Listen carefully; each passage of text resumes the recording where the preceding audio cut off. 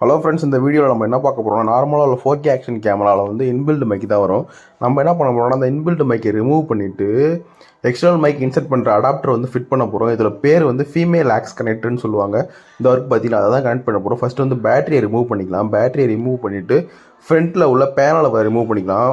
ஒவ்வொரு பொருளாக ரிமூவ் பண்ணோன்னா ஃப்ரண்ட்டில் உள்ள பேனல் ரிமூவ் பண்ணோன்னா 4 ஸ்க்ரூ இருக்கும். அந்த 4 ஸ்க்ரூ வந்து சின்ன ஸ்க்ரூ டிரைவர் வச்சு கட்டிக்கிட்டு டிஸ்பிளே மேலே உள்ள டிஸ்பிளே ப்ரொடக்ஷன் வந்து ரிமூவ் பண்ணுங்கள். ரிமூவ் பண்ணிவிட்டு டிஸ்பிளே வந்து வெளியே எடுத்திங்கன்னா அதோட டிஸ்பிளேயோட கனெக்ஷன் வந்து சர்க்யூட்டில் வந்து கிளிப் பண்ணி வச்சுருப்பாங்க. அந்த கிளிப்பை வந்து கேர்ஃபுல்லாக ரிமூவ் பண்ணி டிஸ்பிளே தனியாக வந்துடும்.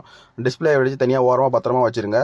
டிஸ்பிளேவை பத்திரமா வச்சுட்டு அதுக்கப்புறமா நம்மளுடைய 4K ஆக்ஷன் கேமராவில் எக்ஸ்டர்னல் மைக் இன்செர்ட் பண்ணுற அடாப்டர் எப்படி ஃபிட் பண்ணுறதுன்னு பார்ப்போம். வாங்க வீடியோக்குள்ளே போகலாம்.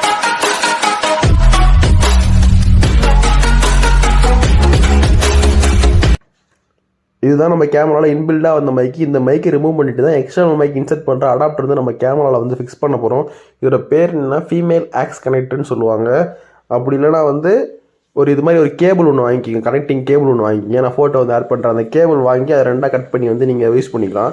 எந்த இடத்துல வைக்க போகிறீங்களோ அதுக்கு ஏற்ற மாதிரி வந்து நீங்கள் அந்த இடத்த சூஸ் பண்ணிக்கிட்டு என்ன பண்ணுறீங்கன்னா சுற்றி உள்ள பேனலை வந்து பார்த்துட்டு அந்த சுற்றி உள்ள எந்த இடத்துல நேரம் வைக்க போகிறீங்களோ அந்த பேனலில் வந்து சால்டரிங் மிஷினை வச்சு அந்த கேபிள் போகிற அளவுக்கு வந்து ஹோல் ஒன்று போட்டுங்க. அப்போ தான் அதுலேருந்து ஃபிக்ஸ் பண்ண முடியும். சரிங்களா?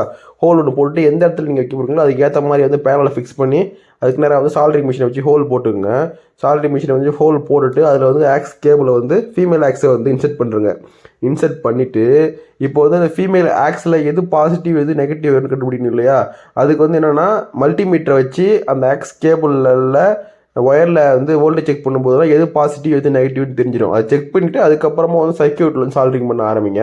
இப்போ சர்க்யூட்டில் சால்டரிங் பண்ண ஆரம்பிச்சிட்டாங்க. மல்டிமீட்டர் செக் பண்ணிட்டாங்க. மல்டிமீட்டர் சைடில் இருக்குது பாருங்கள். அதை வச்சு பாசிட்டிவ் ஒயர் எது நெகட்டிவ் ஒயர்னு சொல்லிட்டு கண்டுபிடிச்சிட்டாங்க அவங்க. நான் கடையில் கொடுத்து தான் பண்ணேன். எங்கள் மாமா தான் அவங்க கடையில் கொடுத்து தான் பண்ணேன். உங்களுக்கு பண்ண தெரியும், நீங்கள் வீட்டிலே பண்ணிக்கலாம். அப்படின்னா நீங்களும் வந்து கடையில் கொடுத்து பண்ணுங்க.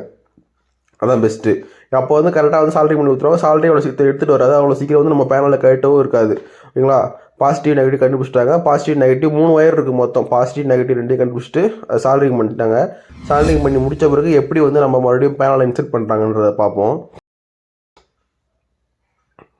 சால்டரிங் பண்ணியாச்சு. சால்டரிங் பண்ணி முடிச்சுட்டு இப்போ வந்து நம்மளுக்கு ஆக்ஸ் கேபிள் வந்து எந்த அளவுக்கு வெளியே தேவையோ அது வரைக்கும் வந்து உள்ளே வந்து ஒரு டேக் மாதிரி போட்டு சின்ன டேக் போட்டு கட்டிடுங்க. அது வெளியும் வராது. அதுக்கப்புறம் வந்து உள்ளேயும் போகாது. உள்ளே போனாலும் ரொம்ப தூரம் உள்ளவும் போகாது.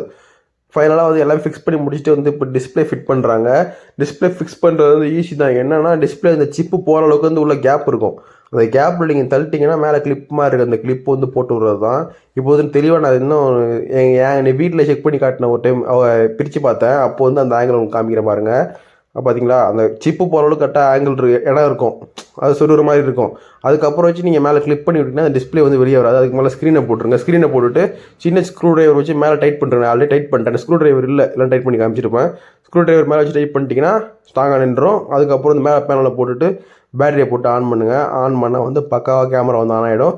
இப்போ வந்து நம்ம வந்து மைக் டெஸ்ட் பண்ணி பார்ப்போம் நல்லா ஒர்க் ஆகுதா இல்லையான்ட்டு.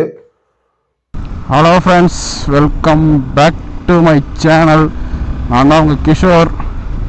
இப்போ எங்கே போயிட்டுருக்கோன்னா வீராணேரி இருக்குல்ல, அதோட உள்ளே தான் போயிட்டுருக்கோம். கரையை ஒட்டிய ஒரு பயணம் தான் அது. அவ்வளோதான் ஃப்ரெண்ட்ஸ், நம்ம புதுசாக ஃபிக்ஸ் பண்ண மைக் செட்டப் வந்து பக்காவாக ஒர்க் ஆகிருக்கு. ஆடியோ வந்து கேட்டிருப்பீங்க. அது மட்டும் இல்லாமல் நம்ம புதுசாக ஃபிக்ஸ் பண்ண மைக் செட்டப் வச்சு மோட்டோ விலாக் வந்து ஒன்று பண்ணியிருப்போம். அந்த மோட்டோ விலாகையும் கமெண்ட் செக்ஷனில் பிங் பண்ணியிருக்கேன். மறக்காமல் செக் பண்ணி பாருங்கள். இந்த வீடியோ உங்களுக்கு யூஸ்ஃபுல்லாக இருந்தால் மறக்காமல் லைக் பண்ணுங்கள், ஷேர் பண்ணுங்கள், கமெண்ட் பண்ணுங்கள். மறக்காமல் நம்ம சேனலுக்கு சப்ஸ்கிரைப் பண்ணி சப்போர்ட் பண்ணுங்கள். மேலும் இது போன்ற அடுத்த ஒரு வீடியோவில் சந்திப்போம். நன்றி, வணக்கம்.